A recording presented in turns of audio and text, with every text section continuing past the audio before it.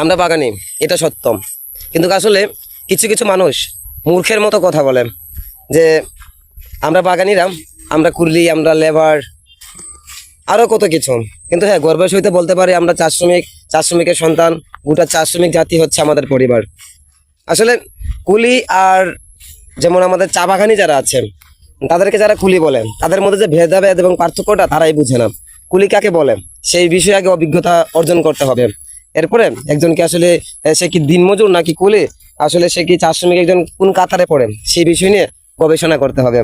আর আমার মনে হয় যারা এই যে আমাদের কি চা বাগানের যারা আছে তাদেরকে কুলি বলে, আমরা 178 টাকা দিন মজুর করে কঠোর পরিশ্রম করে খেটে খাওয়া চার শ্রমিকের সন্তান। কিন্তু হ্যাঁ, আমাদেরকে যারা আপনারা কুলি বলেন, কুলি কি সেটা আপনারা আমাদের চাইতে ভালো করে জানেন।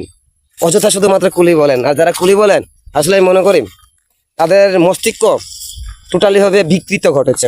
তাদের মাথার মধ্যে আসলে কিছুই নেই, শুধু আছে সম্ভবত নেশার জগতের কিছু কালো ধোঁয়া, আর কিছু নেই। ওকে, বাই বাই। মোবাইল